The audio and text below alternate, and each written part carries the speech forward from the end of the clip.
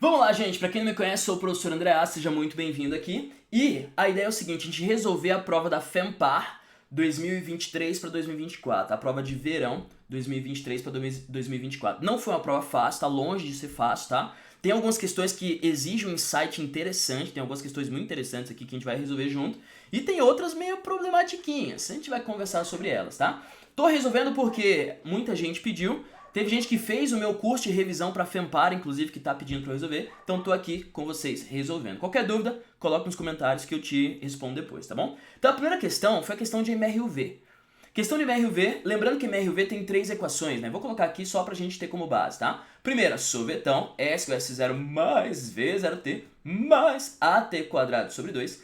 A segunda é vermes voadores atacam a Terra. E a terceira é V ao quadrado, V0 ao quadrado mais 2A delta S, fechou? Essas são as três equações de MRUV. E essa questão falava o seguinte, ó. Um carro viaja por uma estrada retilínea com a velocidade constante de 15 metros por segundo. Legal.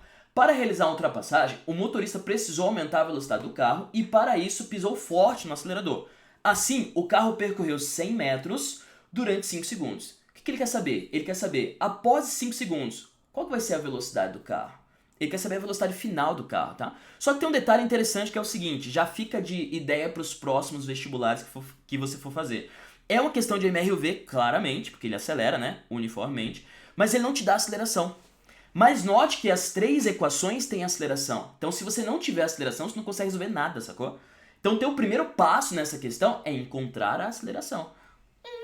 Então, ó, eu vou achar a aceleração. Fechou? Esse é o primeiro passo. Como? Já que ele me deu a distância que eu percorri e o tempo, ó, distância e tempo, primeiro, é sorvetão. Então, vou achar a primeira a aceleração por essa formulinha aqui, fechou? V0t mais at quadrado sobre 2. Posição inicial, vou chamar de 0. Posição final, vou chamar de 100, olha. Percorreu 100 metros, fechou? 0 e 100. Velocidade inicial é 15, né, que é a velocidade que ele já estava. O tempo é 5 segundos, 5 segundos para ele percorrer 100 metros. A aceleração eu quero saber, tempo 5 ao quadrado sobre 2. Daí, ó, fazendo conta, fica 100 igual a 15 vezes 5 dá 75, né? Mas 5 ao quadrado, 25. 25 sobre 2, 12,5, né? 12,5 vezes A. Beleza, passei o 75 para lá, fica 25, fica 100 menos 75, dá 25, né? Igual a 12,5A. A aceleração, então, passei dividindo, 2 metros por segundo ao quadrado, fechou? Então essa é a aceleração desse móvel. Tendo a aceleração, aí sucesso. Posso usar os vermes voadores atacam a Terra. Ai meu Deus, ai meu Deus. Posso usar essa equação aqui. E daí fechou. Velocidade final, quero saber. A inicial é 15. A aceleração acabei de calcular vale 2. E o tempo 5 segundos. 2 vezes 5, 10. 10 mais 15, 25. Então letra A é a resposta dessa questãozinha aqui, fechou? Tá, então foi a questão clássica de MRUV. Essa questão eu considero para a prova como sendo a questão mais simples, fechou? Porque é só você organizar o raciocínio, usar as formulinhas e sucesso, beleza? É diferente, por exemplo, dessa questão aqui, ó. A segunda questão da prova é essa aqui. Essa aqui foi problemática. Já vou te falar que eu não vou chegar na resposta dela. Por quê? Porque na minha concepção tá faltando alguma coisa. Porque assim, ó, o que ele fala? Nos recipientes, ambos com volumes iguais a 5 centímetros cúbicos. Então o volume do recipiente é 5 centímetros cúbicos, do recipiente. Daí eu tenho ali, pelo primeiro desenho, eu tenho água nos recipientes. Não sei se está na metade, se não está, não sei de nada, não fala nada. Só fala que o recipiente tem volume 5 centímetros cúbicos. São introduzidas duas esferas maciças de mesmo material. Tá, as duas esferas de mesmo material. Cuja densidade é, se é mesmo material, mesma densidade. Legal. Só que eu também não sei o volume das esferas. Eu não sei a massa das esferas, eu só sei a densidade. Eu não sei se as esferas são iguais, mesmo tamanho. Ah, professor, pelo desenho parece. Tá, parece, mas não tem como confirmar. Se ele não falou, não tem como confirmar, sacou? E eu não sei se a água subiu mesmo tanto quando eu coloquei as esferas, sacou? Não dá pra perceber isso no desenho. Aqui ele coloca o tracejadinho, aqui ele não coloca. Então fica estranho. Então falta dados nessa questão. Mas eu já te dou uma dica para os próximos vestibulares, que é o seguinte, ó, que você for fazer. Então imagine que eu tenho um recipiente e eu tenho uma balança. Vou colocar a balança normalzinha como a gente está acostumado, tá? E eu tenho água aqui, ó. E a balança está marcando 10 quilos. Fechou? Coloquei um objeto aqui e esse objeto tem massa 2 quilos. Vamos supor. O objeto tem massa 2 quilos, e ele tá boiando. Daí você pensa, ó, o objeto tem massa 2 quilos, tá boiando. Pô, o empuxo é igual ao peso, tá boiando? Empuxo é igual ao peso. Então a balança vai marcar ali exatamente o adicional de empuxo que você colocou. Porque pensa comigo, ó, empuxo é a força que o líquido faz no objeto. Por reação, o objeto faz a mesma força no líquido para baixo, sacou? Então se empuxo é igual ao peso, o peso é 20, né, nesse caso. Então o empuxo que o bloco faz para baixo é 20, que é o equivalente à massa dele. Então marcaria aqui 12 quilos, sacou? É isso. Então se coloquei o objeto lá, marca 12 quilos. Ali é um pouquinho diferente, porque ele afunda, né? Então o empuxo, que é o adicional que vai aparecer na minha balança, o empuxo não é igual ao peso, é empuxo mais tração é igual ao peso. Só que como ele não me deu o volume da esfera, se ele tivesse me dado o volume das esferas, teria matado a questão, tá? Mas ele não me deu. Então eu não consigo saber se sobe mais de um lado, sobe mais do outro. Então pra mim, na minha concepção, falta dados, tá? A não sei que eu esteja escapando alguma coisa aqui, que eu acho muito difícil, mas na minha concepção falta dados. Então na minha concepção tem que anular essa questão. Beleza? Tá. Então, mas caindo uma questão desse tipo aqui, fechou, você já sabe como resolver. É esse raciocínio aqui que eu acabei de fazer. E tem um detalhezinho que é o seguinte, ó. Se o recipiente tivesse, não é o caso aqui, né? Completamente cheio. Completamente cheio.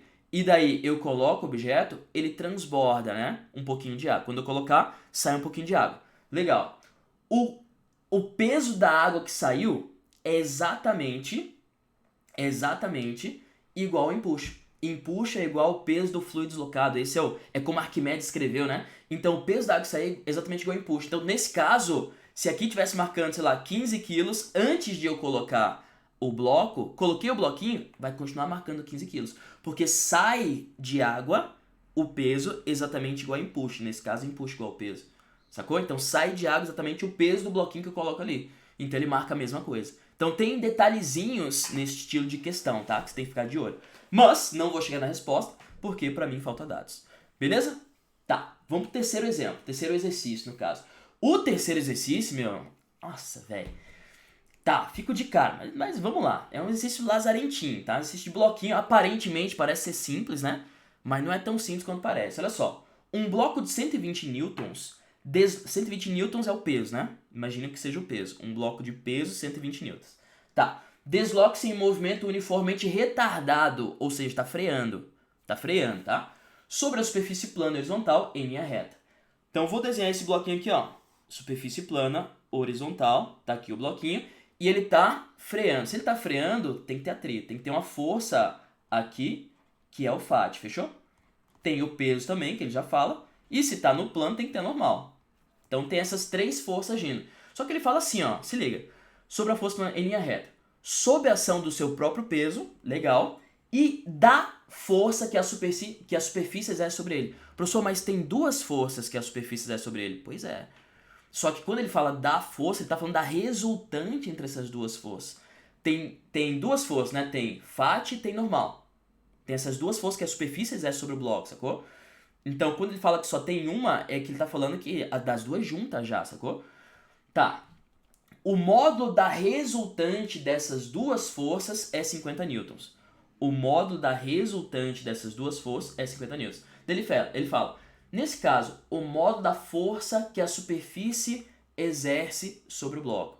Vale quanto? O que ele pede para você calcular? Ele está pedindo para você calcular a força que a superfície exerce. O professor tem duas. Pois é, a resultante entre elas. Então assim, eu acho muito mal escrita. Dá para entender, legal. Se você tiver um raciocínio mais elaborado. Eu acho muito mal escrita. Mas, tudo bem. O que ele quer? Ele quer que você calcule a resultante entre elas, tá bom? Resultante. Tá, se o peso é 120, aí não tem pra onde correr, tá? A normal tem que ser 120 também. Tem que ser 120, não tem outra possibilidade. Então, peso 120, normal 120.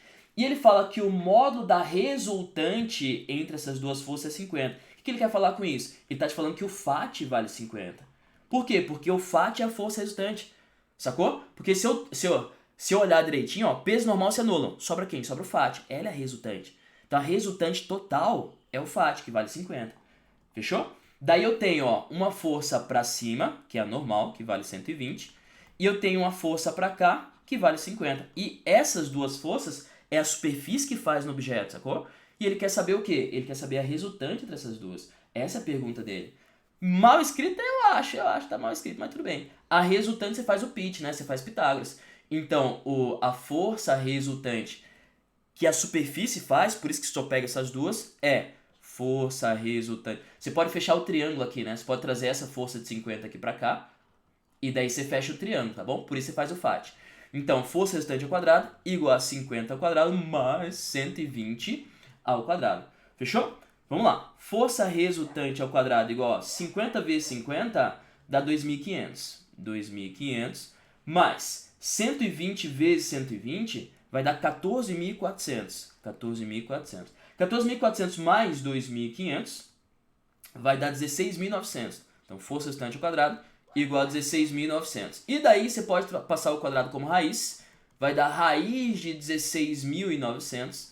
E isso aqui dá 130 newtons. Então, a resultante que a superfície faz no bloco, que é a resultante entre a normal e a força de atrito, vale 130 newtons. Fechou? Então, essa é a brincadeira dessa questão. Questão fácil? Não. Não, porque ele escreve de uma forma... Se ele tivesse escrito de uma forma mais clara, ficaria uma questão fácil. Mas tá estranho. Não curti, tá?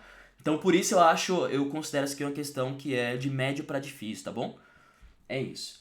Vamos lá. Daí a próxima. A próxima é a questão do lançamento oblíquo. Só que essa questão, ela é uma questão clássica de lançamento, tá? Então, quem treina lançamentos tem que saber resolver essa questãozinha aqui, tá bom? Porque não tem nada a mais que ele pede, tipo a outra questão que ele pediu uma coisa bizarra, nessa aí não. Então vamos lá. Ó, uma esfera de pequenas dimensões é lançada de uma elevação localizada a 25 metros de altura, com velocidade v0, de modo igual a 20 metros por segundo. Então lancei com 20, tá bom? 20 metros por segundo. E ângulo de tiro, 45 graus. Legal. A esfera chega ao solo com velocidade v.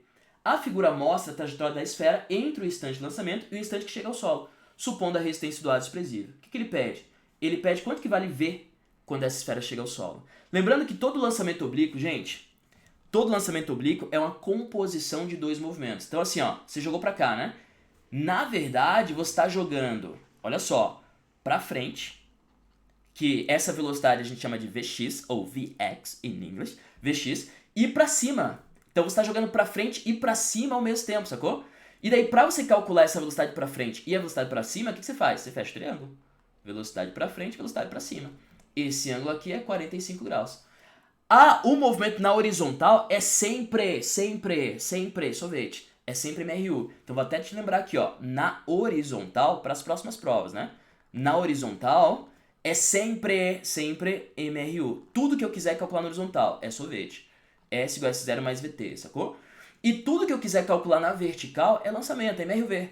Vertical são as três equações lá. S igual a S0 mais V0T mais AT ao quadrado sobre 2. Vermes voadores atacam a Terra. E V ao quadrado, V0 ao quadrado mais 2A delta S. Então tudo que você quiser calcular na vertical é isso aí, tá bom? Então a primeira coisa que a gente vai fazer, calcular essa velocidade na horizontal e essa velocidade na vertical. Lembrando, na horizontal é sempre constante a velocidade, tá? MRU. Beleza, para calcular o que eu faço? Para calcular o V0y, vou usar o seno. Mas já sei que o Vx vai dar a mesma coisa. Por quê? Porque o seno é igual ao cosseno. Tá? Então, se eu calcular V0y, eu já sei quanto vale Vx, tá bom? Para calcular V0y, eu faço seno de 45 graus é igual a cateto oposto, que é o V0y, sobre a hipotenusa, que vale 20. Seno 45 é raiz de 2 sobre 2. Raiz de 2 sobre 2 igual a V0y sobre 20. Isso aqui dá, passei multiplicando, V0y é igual a 20 sobre 2 dá 10, né? 10 raiz de 2. 10 raiz de 2 metros por segundo é o V0y. Logo, Vx também vale 10 raiz de 2 metros por segundo. Porque Vx é igual ao V0y, porque seno é igual ao cosseno, sacou? Não vou fazer a mesma conta duas vezes, certo? Então tá aí, ó. Eu já sei, se liga, eu já sei a velocidade com que essa bolinha chega aqui na horizontal, que é 10 raiz de 2, que é o Vx. Eu só preciso calcular a velocidade que ela chega na vertical, e daí eu faço a resultante e acabou a questão. Sacou a ideia? Então eu preciso calcular a velocidade que ela chega no chão na vertical. É isso que eu preciso. Beleza, vamos lá. Para calcular na vertical, o que eu faço? Ó, eu tenho posição inicial, eu tenho posição final, na vertical, tá? Tenho posição inicial, tenho posição final, não tenho tempo, e eu quero saber a velocidade final. Meu, de cara, Torricelli. Eu quero saber a velocidade final, já joga aqui, sucesso, acabou. Sacou? Então vamos lá. Vou calcular, ó, velocidade em y final. É isso que eu vou calcular. Vou usar v ao quadrado, v0 ao quadrado, mais 2a delta s, y. Qual que é a velocidade final em y ao quadrado? Vamos ver. Velocidade inicial é 10 raiz de 2, né? Então fica 10 raiz de 2 ao quadrado.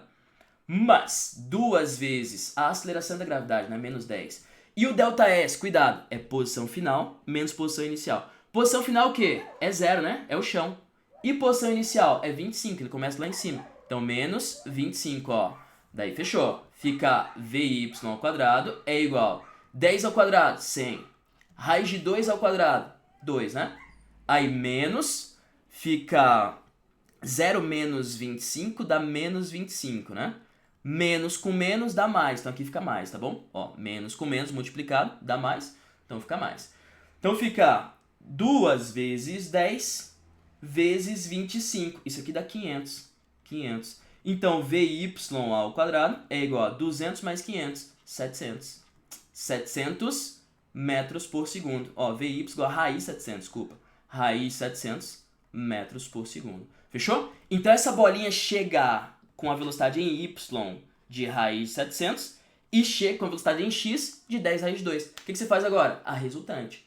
Acabou. Então a velocidade resultante ao quadrado, é Pitágoras, né?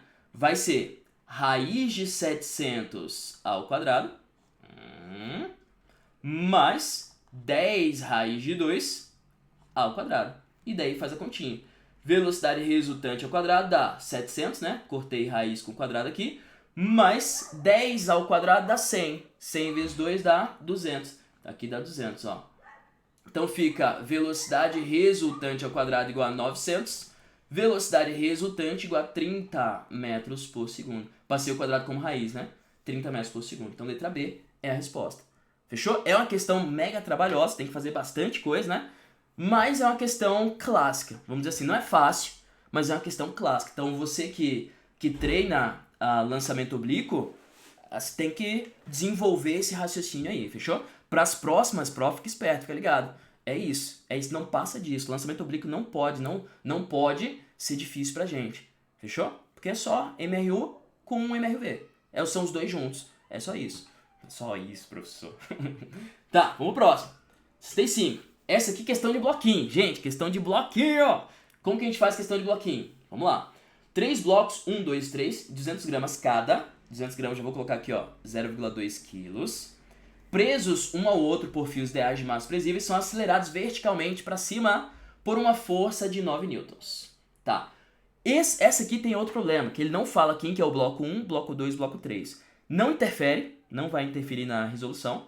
Eu vou colocar pra gente fazer mais, pra gente falar a mesma língua, ó. Bloco 1, bloco 2, bloco 3, tá bom? Vou colocar isso aqui assim, beleza? Mas não interfere na resolução. Tá, ele quer saber a resultante no bloco 2, bloco do meio. Se você tivesse falado bloco 1 é o de baixo, bloco 2, ia dar o mesmo bloco. Mas mesmo assim, se você ainda pirar o cabeção, falar que o bloco 2 é o primeiro, eles têm a mesma resultante, porque eles estão juntos, indo com a mesma aceleração, tem a mesma massa, então eles têm a mesma resultante. Fechou? Então não faz diferença mesmo, assim. Mas como que a gente faz? Vamos lá. Questão de bloquinho, meu, a gente, quem fez o curso aqui, tá safo. A gente não pode errar isso aqui. O que a gente faz? A gente separa os blocos primeiro, ó. Primeiro passo é o método Like a Magic. Separa os blocos, vamos lá. Separei, professor. 1, 2 e 3, ó. Tem duas cordas aqui, então eu vou chamar de corda A e corda B, tá bom? Tá, separei os blocos. Depois de separar, desenha as forças que agem em cada bloco. Então no bloco 1, eu tenho força F, eu tenho o peso do bloco 1, eu tenho a tração de A para baixo, que é a cordinha, ó. Tem a tração de A para baixo. Bloco 1 fechou. Só tem essas forças. Bloco 2, eu tenho a tração de A para cima, eu tenho o peso de 2 para baixo, ó, peso de 2 para baixo, e eu tenho a tração B para baixo, ó, tração B para baixo. Fechou? Bloco 2 é isso. Bloco 3, eu tenho a tração B para cima e eu tenho o peso de 3 para baixo. Peso de 3 para baixo. Peso de 3, eu chamei assim, né? Peso de 3 para baixo. Fechou? Bloco B só tem isso. Depois de desenhar as forças, acha as equações de cada bloco. a resultante, né? Se eles vão subir, a força para cima sempre ganha, tá? Então, no bloco 1, como fica a equação? Fica assim, ó. F menos as outras duas. F menos P1 menos tração A é igual a massa de 1 vezes a aceleração. Fechou? 2. A força para cima ganha. TA menos peso de 2 menos TB é igual a massa de 2 vezes a aceleração. 3. TB menos P3 é igual a massa de 3 vezes a aceleração. Ficou um sistema triplo, 3 equações. O que você faz? Soma tudo. Somou tudo, ó. Quando você somar like a magic, as coisas se cortam. Olha só. TA com menos TA. Foi. TB com menos TB. Foi. Fica F menos P1 menos P2 menos P3 é igual a massa de 1 mais massa de 2 mais massa de 3 vezes a aceleração. Eu vou encontrar essa aceleração aqui, porque daí ela vai me ajudar a encontrar a força resultante, tá bom? A força F eu tenho, é 9. Tá, o peso de 1 vale quanto? Ei, se a massa vale 0,2, o peso vale 2, né? Então, menos 2, peso de 2 mesma coisa, peso de 3 mesma coisa, porque os 3 têm a mesma massa, né? Igual, a massa mais massa mais massa, tá 0,6, né? 0,2 mais 0,2 mais 0,2, 0,6 vezes A. Vamos lá, 9 menos 6, no caso, dá 3, né?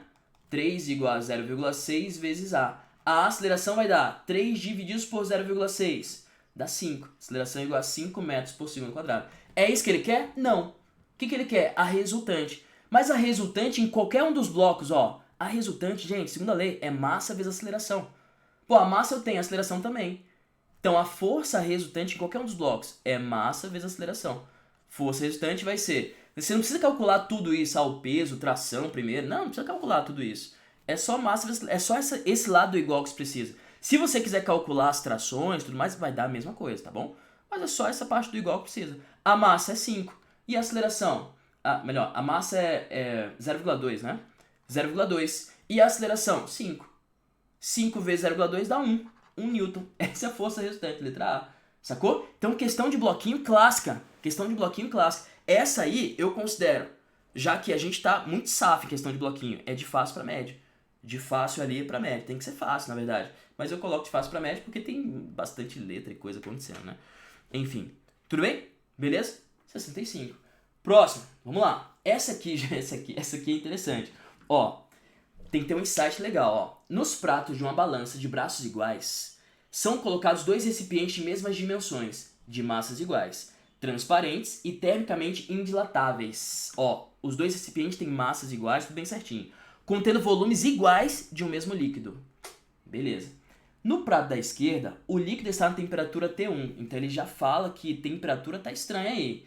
E na direita T2. Verifique que a balança só permanece em equilíbrio quando eu colocar um contrapeso aqui, ó, no prato da esquerda. Então, para ficar em equilíbrio, eu preciso colocar um contrapeso aqui. Gente, quer dizer que aqui tem menos massa de água, sacou? Tem que ter menos massa de água. Por quê? Porque daí, menos massa eu coloco o contrapeso, ó, daí equilibra. Fechou? Mas professor, tem o mesmo volume. Eu sei que tem o mesmo volume. Mas pensa comigo, ó.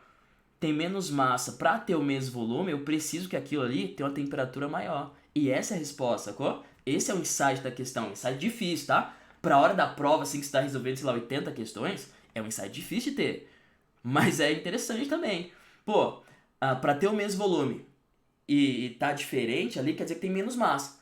E daí a temperatura maior faz com que ele se dilate, faz com que ele tenha o mesmo volume, sacou? Então a resposta é, a temperatura de 1 tem que ser maior que a temperatura do 2 para ter o mesmo volume, né, com menos massa. E daí eu coloco contrapeso, fica equilibrado. Sucesso. Sacou? Questão interessante, né? Tá aí. É isso. Vamos para a próxima. A próxima, questão de gases. Fala o seguinte, ó. A figura mostra um recipiente provido de um êmbolo que pode deslizar em seu interior com atrito desprezível. O recipiente contém um gás em equilíbrio termodinâmico ocupando o volume de... E temperatura 27. Gente, cuidado. Você não pode usar temperatura em graus Celsius, tá? Tem que sempre, gases pra frente, é sempre em Kelvin. Para Kelvin, professor, como que transforma? Soma com 273. Então, 27 mais 273 é 300. Esse aqui é 300 Kelvin, fechou? Beleza. Aquece-se o gás, muito lentamente, de modo que a sua expansão possa ser considerada isobárica. Mesma pressão, tá? A pressão se mantém. Tá, até um novo estado de equilíbrio, cuja temperatura é 52 graus. De novo, 52 mais 273 tem que dar 325 Kelvin. 325 Kelvin. Fechou. Agora, o que ele quer saber? Ele quer saber o trabalho realizado pelo gás. O trabalho realizado pelo gás. Povo, lembra de trabalho na termodinâmica? Fala que lembra, vai. Trabalho é o quê? Trabalho é pressão vezes variação de volume. Qual que é o teu objetivo nessa questão? Calcular essa variação de volume aqui. Você tem o volume inicial, mas você precisa saber o volume final para calcular a variação. Por quê? Porque a pressão você tem. Tem? Tem. Ele falou aqui, ó, a pressão é a pressão atmosférica. Pô, se isso aqui está em equilíbrio, aqui quem faz pressão é a pressão atmosférica. A pressão do gás tem que ser a mesma pressão atmosférica, sacou? Então a pressão eu tenho. Porque se tiver diferença de pressão, o êmbolo vai se mover, tá? Que fique bem claro. Tá, então a pressão eu tenho. Eu só preciso da diferença de volume, da variação de volume. Para saber a variação, eu preciso do volume final. O que eu faço? Pivete 1, pivete 2. Sacou? Daí, ó, pressão com pressão, corta fora, porque a pressão é constante. Volume 1 é 3 vezes 10 a menos 2. Temperatura 1 é 300, vou colocar assim, tá? 3 vezes 10 ao quadrado, tudo bem? 300, né? Daí fica volume 2, quero saber, volume final. E T2 é 325. Daí, gente, ó, 3 com 3 corta fora. 10 a menos 2 dividido por 10 ao quadrado, repete a base e subtrai os expoentes. Menos 2, menos 4, ó. Menos 4 igual a V2 sobre 325. E passa 325 para lá. Fica V2 igual a 325 vezes 10 a menos 4. Só arrumandinho, ó, fica V2 igual a 3,25 vezes 10 a menos 2, fechou? Vezes 10 a menos 2 metros cúbicos. Beleza, aí joga aqui agora, ó, trabalho igual a pressão, é 1 vezes 10 a quinta, que é a pressão atmosférica, vezes variação de volume, é final, 3,25 vezes 10 a menos 2, menos a inicial, que é 3 vezes 10 a menos 2. Sacou? Daí fica trabalho igual a 1 vezes 10 a quinta, vezes 3,25 menos 3, 0,25, vezes 10 a menos 2. Isso aqui vai dar 0,25, aqui é vezes 10 a menos 2, né? Vezes 10 a terceira, trabalho, igual a 250 joules. Tá aí, 250 joules, letra D é a resposta. Beleza? Fechou? Tem essa questão aí, questão clássica aí também de gases. Tá, vamos pro próximo. A próxima, 68, fala o seguinte. A figura mostra como se refrata um feixe, cuidado, tá, ó, de raios luminosos paralelos ao eixo principal de uma lente divergente. Tá, então, você já sabe os raios, ó, vem paralelo, segue, se for lente divergente, né, segue na direção do foco, ó, ele se espalha, né? Tá, então ele mostra isso no desenho, cuidado agora. Do lado oposto ao de incidência, deve ser colocada uma lente convergente de 5 dioptrias. Tá, o que é dioptria? É vergência. Vergência é 1 sobre foco. Quando ele te dá a dioptria, ele tá querendo, qualquer questão, tá? Tá querendo te dar o foco da lente. Então, se é 5 é 1 sobre F, ó. Fica F, que é 1 sobre 5, que dá 0,2 metros. Ou seja, 20 centímetros é o foco dessa lente que ele tá falando, tá bom? Mas ele fala, ó. Deve ser colocada uma lente convergente, do lado de cá, de 20 centímetros de foco, de modo a formar um sistema óptico afocal. Professor, o que é isso, meu Deus? Então, os raios não estão se abrindo?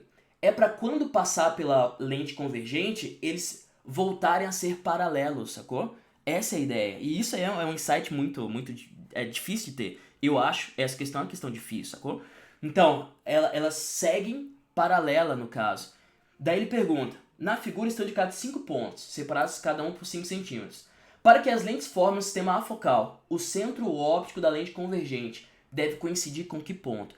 Qual ponto eu devo colocar a minha lente para que, passando pela lente, ela volte a ser paralela?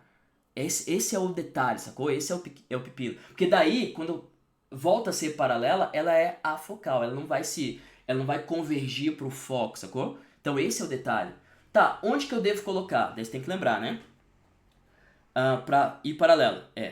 Vem pelo foco, segue paralela. Então, isso aqui tem que estar vindo pelo foco da lente. Esse raiozinho aqui que é de onde os raios estão submergindo, vamos dizer assim, eles estão divergindo, esse pontozinho aqui tem que ser o foco da lente. Esse é um insight difícil, sacou?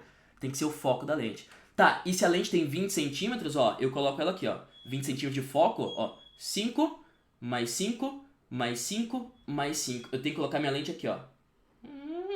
A minha lente convergente, eu tenho que colocar ela aqui, sacou? Porque daí o foco vale 20, né? O foco vale 20. Os raiozinhos vêm do foco, passam pela lente, segue paralela. Sacou? Então tem que colocar no ponto 3, letra C é a resposta. Questão pancada. Eu acho, é teórica, você não precisa fazer nada de conta, mas pra você ter a percepção, Nossa, questão muito boa. Questão muito pancada isso aí, tá? Mas esse é o raciocínio, você entendeu? Raciocínio? Próximo, vamos lá. E a próxima, essa aqui, ela fala o seguinte, ó. A figura a seguir ilustra duas cargas pontuais. Isso aqui é uma questão mais tranquila, tá? A gente tem que saber resolver esse tipo de questão aqui. Duas cargas, tá aqui, Q1 e Q2, fixas em dois vértices de triângulo isósceles. Nela, no outro vértice, o campo elétrico E, resultante, ele está representado. E ele pergunta, pô, essa carga é positiva ou é negativa? E essa aqui, positiva ou negativa? Então, lembrando que carga positiva, o campo que ela produz é sai do positivo, né? Carga positiva é sai do positivo. E carga negativa é entra no negativo, né? Sempre assim. Se a resultante está para lá, pensa comigo. Essa carga aqui, ela faz um campo para dentro, ó. Para dentro. E essa carga aqui faz um campo para fora aqui, ó. Para dar essa resultante tem que ser assim, sacou? Tem que ser assim. Beleza? Então, essa carga Q1, ela tem que ser negativa. Para dar essa resultante não tem outra possibilidade, é isso. Essa carga Q1 tem que ser negativa. E essa carga Q2 tem que ser positiva. Sacou? E se ele está mais voltado pro campo do Q2, no caso, o Q2 tem que ser maior que Q1. E acabou a questão. Q2, o valor em módulo, no caso, tem que ser maior do que Q1. Sacou? Por quê? Porque a resultante está mais apontada para ela. Então, por isso que é isso. Então, Q1 é negativo, ó. Q1 menor que 0.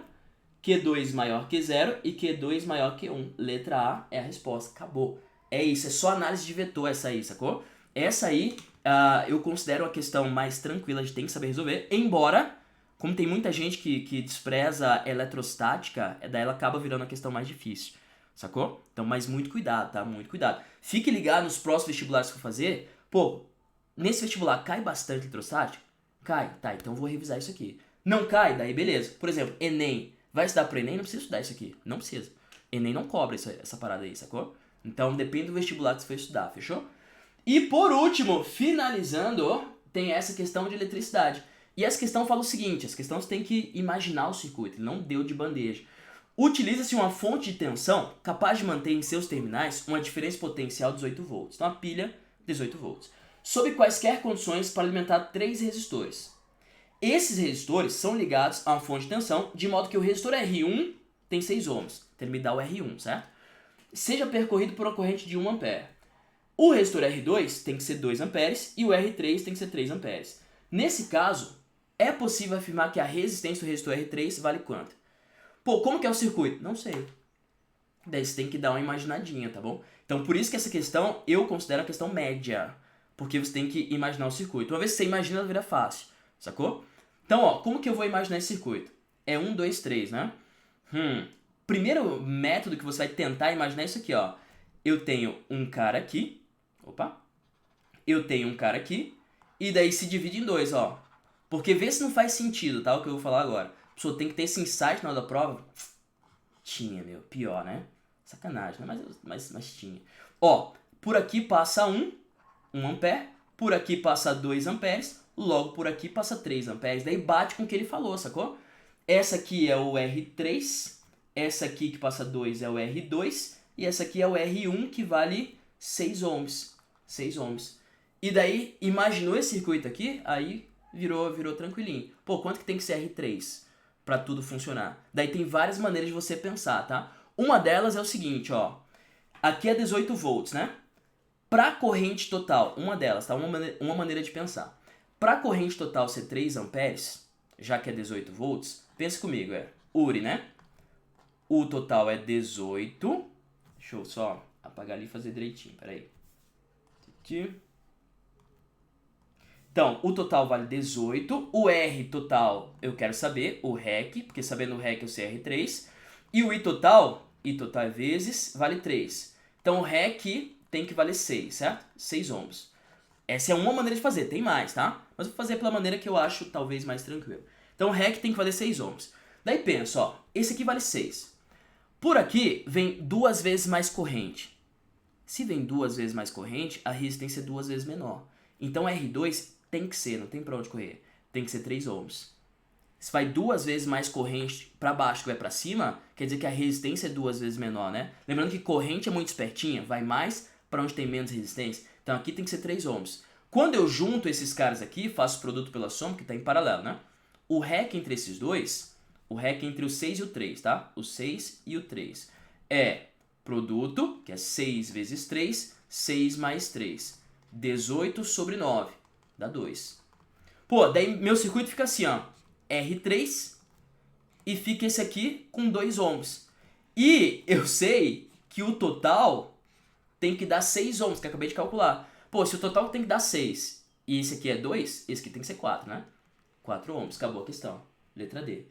O que é a parte complicada dessa questão? É você imaginar o teu circuito. Você imaginar o teu circuito é a parte complicada. Fechou? Imaginou, você consegue resolver. Beleza? Acabou. Essa foi a prova da FEMPAR. Não foi uma prova fácil, tá? Uma prova longe de ser fácil. Tem algumas questões, como eu falei, tem que ter um insight na hora da prova, é muito difícil. Então, se você acertou 7 questões, é um notão, na verdade, para essa prova. Acertou mais, melhor ainda. Acertou menos, fica ligado para as próximas provas. Então, analisa cada questão, entende bem certinho, e as próximas provas do ano, se for fazer, já vai mais preparado. Fechou? É isso. Muito brigadinho, até a próxima. Qualquer dúvida, me chama no Insta, @profandreastro, né? Chama no Insta lá que eu te respondo, tá bom? Te dou todas as dicas aí, inclusive das próximas provas de particulares ou de federais que tiverem. Beleza? Fico à disposição. Muito obrigado, até a próxima. Tchau, gente!